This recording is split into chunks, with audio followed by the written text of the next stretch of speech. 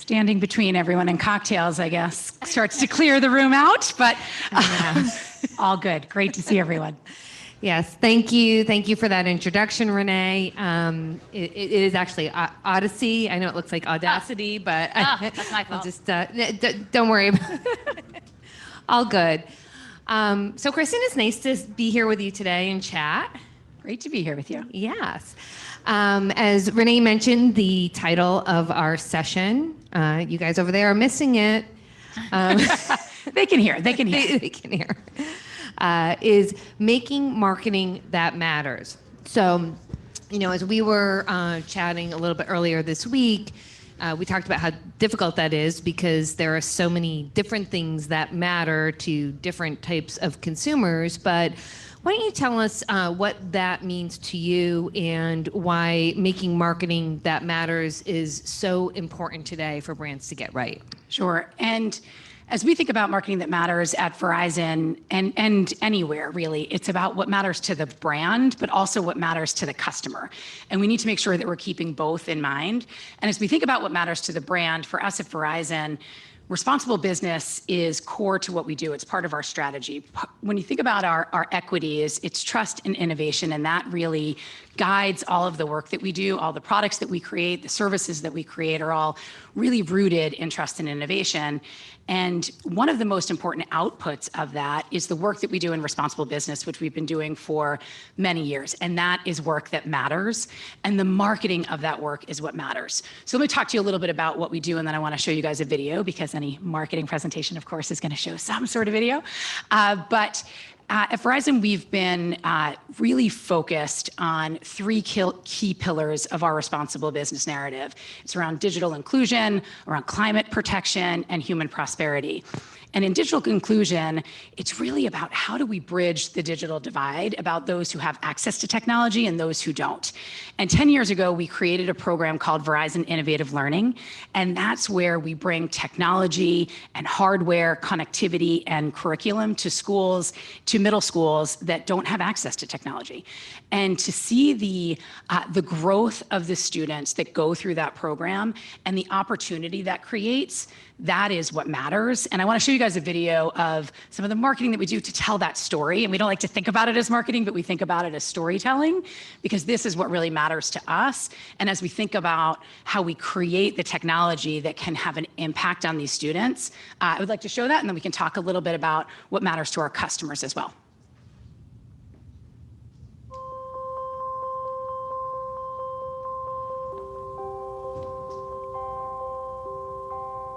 McHugh was always so shy and not very outspoken. America में कि बच्चों के लिए growing up, always like so quiet. I always had that curious mind, but I never broke out of my shell. McHugh was one of the first students in the Verizon Innovative Learning program. It totally changed our school. It changed the culture of learning. And it allowed, most importantly, for students to become leaders. Suddenly I get exposed to this technology. It was like, hey, this is where you belong. Today, I'm a senior at Temple University, majoring in information science and technology. Technology has really evolved in sports. You have that team that works behind the scenes and is looking at how did the force of impact and the velocity of this hit throw the player back or to the ground. That was a good one. Technology is prominently dominated by males, and women, we need to get up and break this because we all have that inner techie in us. तो proud feel करती हूँ उसके ऊपर कि मैं जो नहीं कर सकती थी वो उसने किया. How many of you women are interested in a tech career? Before Verizon Innovative Learning Program came to our school, we used to think of people in technology and science and STEM, were one type of student. And now it can be anybody. To all the girls out there, the opportunities are endless. Don't let a barrier stop you. Crush through it and take that step toward the future.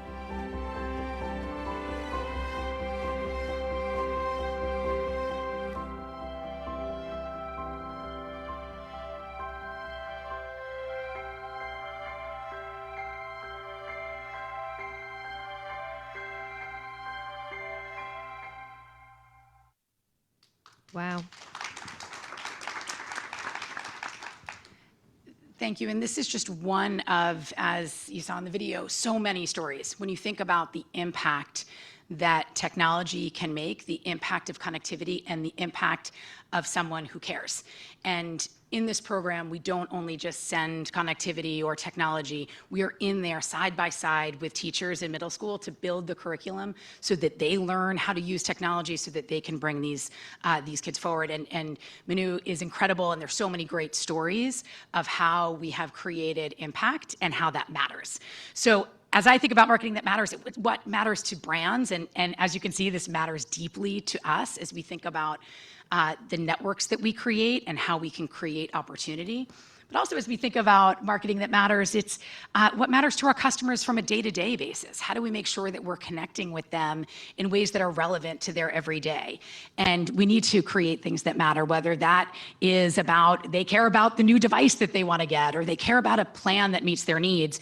We, from a marketing standpoint, need to make sure that we're connecting to what matters to our customers on a day-to-day basis. Also, as we think about society and what we need. So as we think about marketing that matters, it really crosses such a wide spectrum. Yeah, well, I mean, that's an amazing initiative, and congratulations to everybody at Verizon at all the work that you've done and the progress that you've made so far to close that digital divide. So it's a long way to go, and we're not doing it alone. So, but no, it's so important. It's such great, important absolutely, work. Talk about something that matters. Just shifting a little bit over to a different type of digital marketing, you know, there's been a big shift increasingly or toward an increasingly digital playing field. And how has that impacted or affected your role as a marketer? Absolutely. It's impacted marketing in every way. And I think anyone in this room can certainly attest to that. And it goes from having one message to many, to one message to a few, to one. And how do you have that connection with people and create relevant messaging that really connects? And that goes back to what matters, right? So digital just unlocks new ways for us to connect with our customers, to know our customers, to make sure that we're serving our customers in the right way. And then certainly as we think about those prospect customers, that we can connect with them as well. So digital just opens up the playing field. And it's also a responsibility to us to make sure that we're getting it right, that we're not just taking one message and blasting it out to everyone, but really creating that relevance and creating that connection with people that's so important. And digital gives us that opportunity. Let's talk a little bit about that, like staying on that topic, but social, because like you said, it's so important you get it right, and everything you do as a brand is relevant. How do you manage that with social channels? Because that's challenging. It's a great question, and one that we don't always get right, but we try. But social is challenging, and I think for a marketer who wants to be able to control their message, social becomes a bit of a wild west, right? So you're going to put a message out there, but it's all about engagement, and you're going to hear back from your customers, and that's amazing. And we want to always create ways to engage, and for us, that's engaging about the network, and that's engaging about devices. If you think about what devices are coming out, people want to understand them. So we use social as a way to really help people understand the device, people understand the network, and to engage in different ways. But a lot of times we hear back from customers. We're going to hear back if they have a network challenge, if they have a pricing challenge, if they think we're too expensive. We hear all of that. And we need to take that on to say we're going to respond to that. And it opens up new channels for us. And that's really important as we think about how we connect with our customers. It creates another channel. It creates another channel in the open for us to have that dialogue. But important as we think about the transparency with customers. So it's a great way to engage, a great way to get people to understand about our brand, what matters to us, and again, the unique products and services that we're selling, but also a way for us to connect one-to-one if someone is having an issue, that we understand it and we can solve it.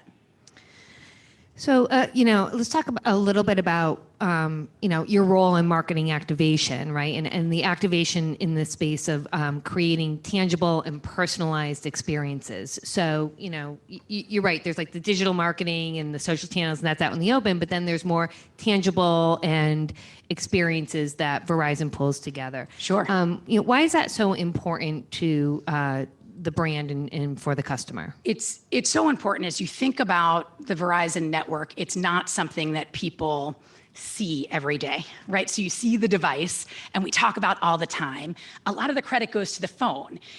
I love my iPhone. This is an incredible device, but if something goes wrong, like, oh, Verizon, right? So we need to make sure that we are creating those experiences that people can engage with the brand and that they understand the brand at a deeper level, and that we're creating those connections.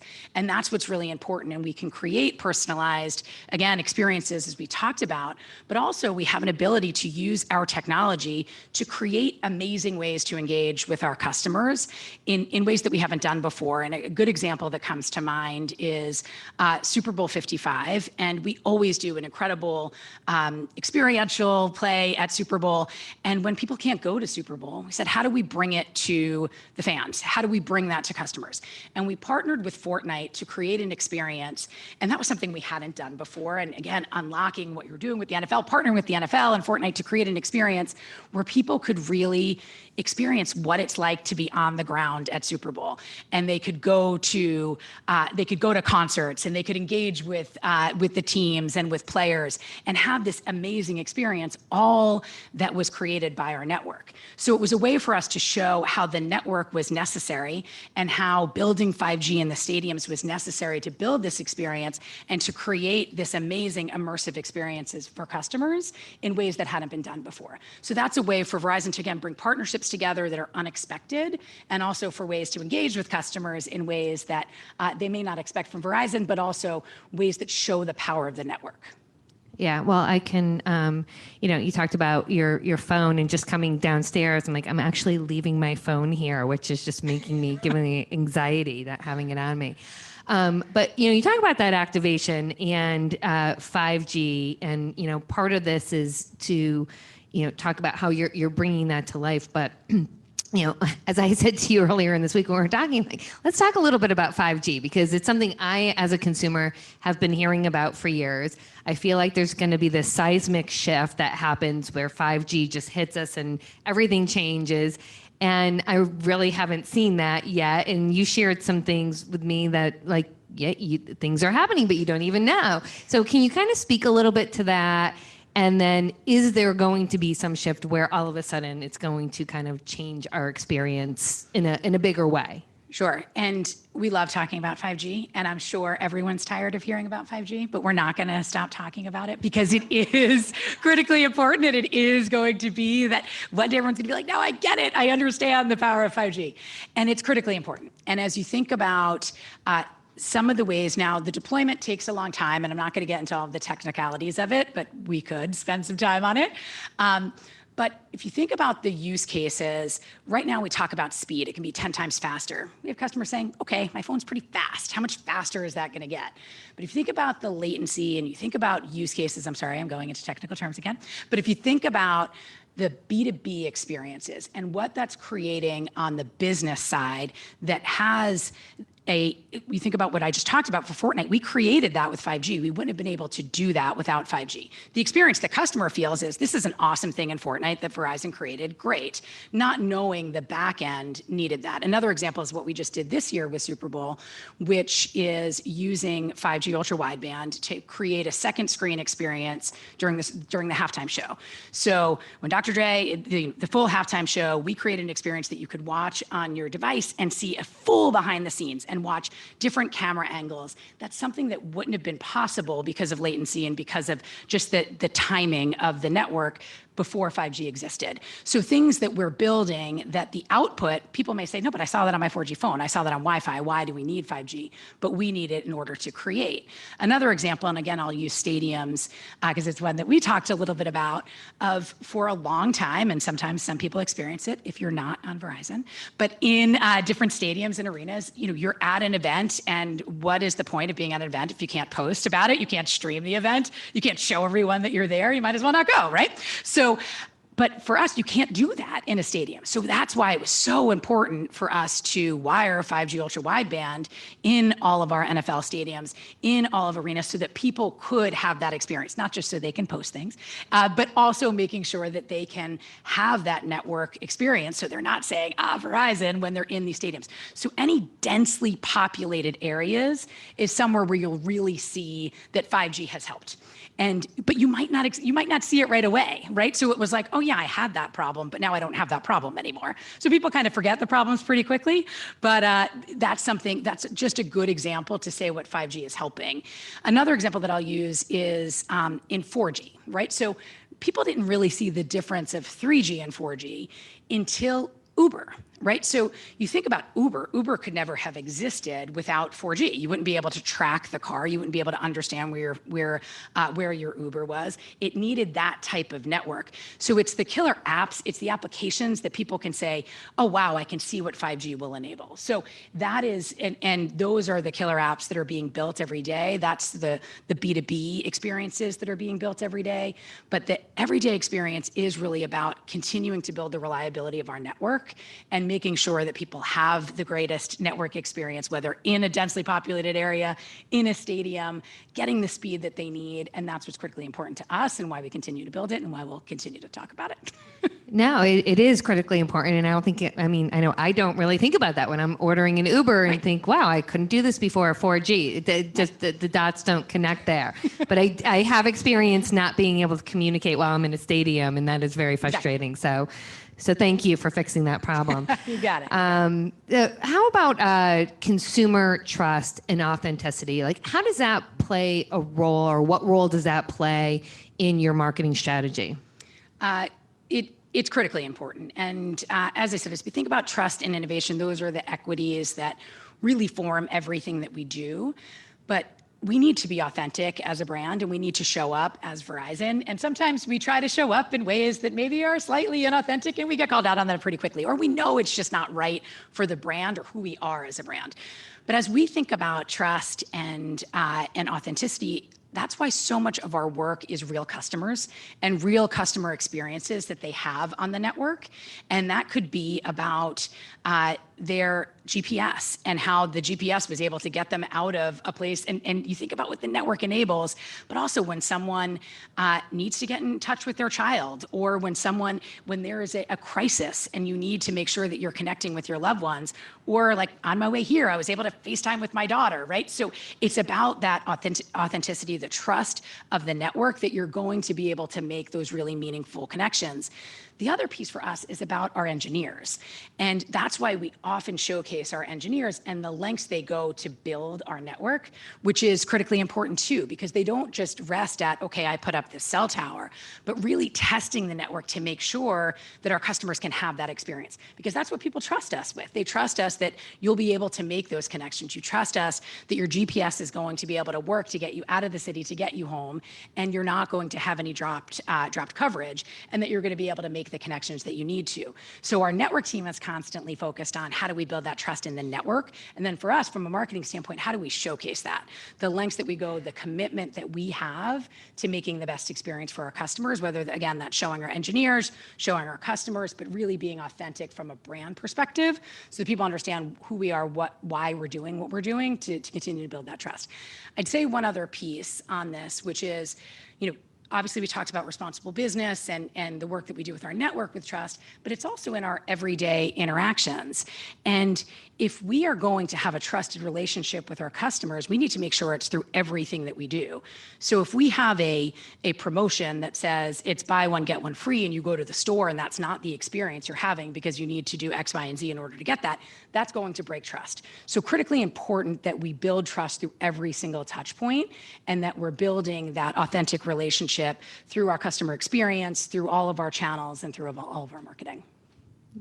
Very good point of going to the store and making sure if you've gone there for one reason that's actually what you experience. So similar question, but so how do you balance building this aspirational brand while building trust and technology in a transparent way?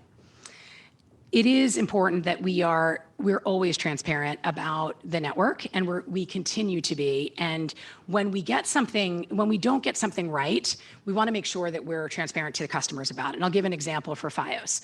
When there's an outage, we now will send a text message to let you know that there's an outage and when that will be fixed. So rather than that just being out, us trying to fix it, trying to say that's not happening, how do we make sure that people aren't paying attention?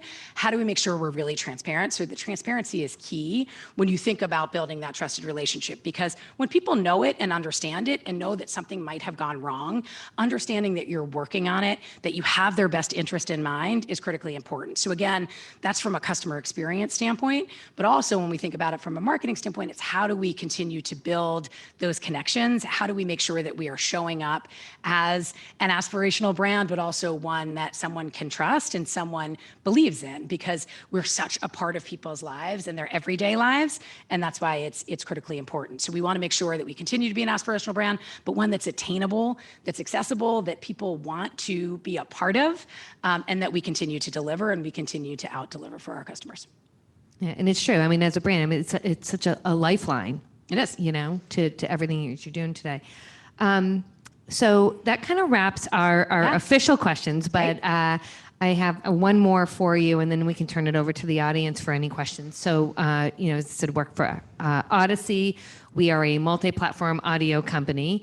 So just curious how you feel about audio, like what you're listening to today.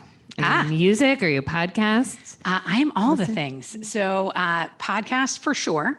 So I'm everywhere between like Brene Brown. I love Goop and Gwyneth Paltrow. But I have a young daughter, so I listen to a lot of Dr. Becky Good Inside. I don't know if anyone listens to her. She's amazing. And music, I love music and I'm constantly listening to music. But I have a 4-year-old daughter, so it's a lot of Encanto. Right now, and which is amazing. So I have to say, which is at least it's good music. It is. So really a lot of Frozen and Encanto is happening in my world right now. Both actually have really good music. So I'm also a fan of Goop as well. Yes, amazing. I love it. It's great. So thank you. Does anyone have any questions for Kristin? Sure. Hey, as I was listening to you talk about how you get 5G and nobody knows what it is, and then you look at your device and it has a brand on it, that brand, but if it goes bad, it's Verizon.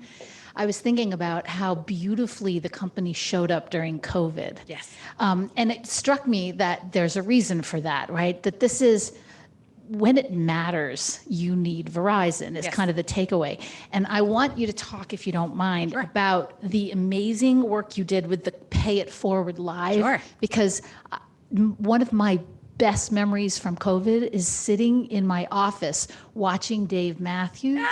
That's great. And realizing that I was connected when I felt alone. I did not plan out this question, but I thank you for it. Amazing. And COVID, I'll just talk about for a second, because it was a great example of when, from a marketing standpoint, we came together to say, how do we make sure that our customers understand that we are here? So first, there was a campaign that we had to pull from footage because there was no production companies open, there was nothing. So people were building this on their computers to say we're here and we're ready. All of our stores were closed. People didn't understand how to get in touch with us. We had to move all of customer service that were in all of our locations home. We need to make sure that they were outfitted so that they could serve our customers. We had to make sure that the installers and all of the tech guys were able to go into people's homes, which people were really nervous about. So the transformation that happened, I mean, it happened for all companies, but for us, it was something that was critically important. But we wanted to say that's when the network mattered more than anything. Of now, oh my gosh, this is how I'm going to school. This is how I'm working. This is how I'm doing everything. So important for us to say, we're here and we're ready. Behind the scenes, we're like, oh my God, all right, how do we make sure we're getting here and we're ready? But so it was really important that we were just there and we were making sure, again, we're building that trust. And Pay It Forward Live was something that what we saw, what was happening with small businesses was something that hit us very deeply. And Pay It Forward Live was a concert series that we built because we had these amazing relationships, and we do between Live Nation and with many artists that we've built over the years. And we said, how do we create entertainment and a way to pay it forward to local small businesses?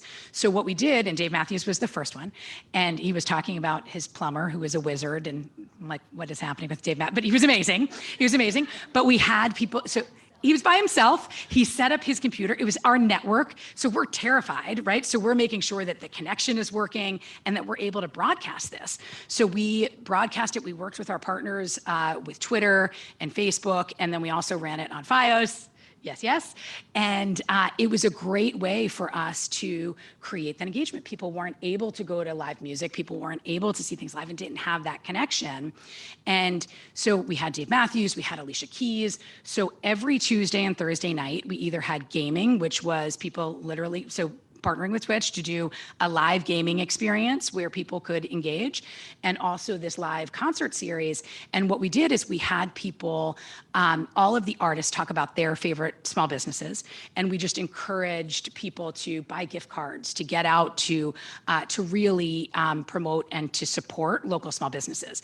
We also then did a massive partnership with small businesses where we gave grants, we had people apply for grants, and we did a huge partnership with small businesses across the country.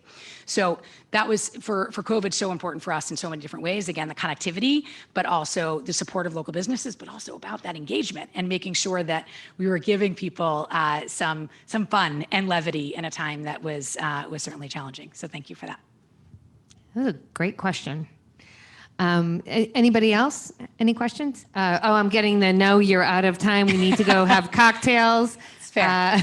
There's cocktails, pre-cocktails, and the pre-cocktails cocktails because it's That is- advertising weekend yeah. in New York City. Yes. But thank you so much. I have to say, my wife is a big Becky Goodinside fan. Yeah, And she's I think great. She sends me her Instagrams like 4 times a day. All the time.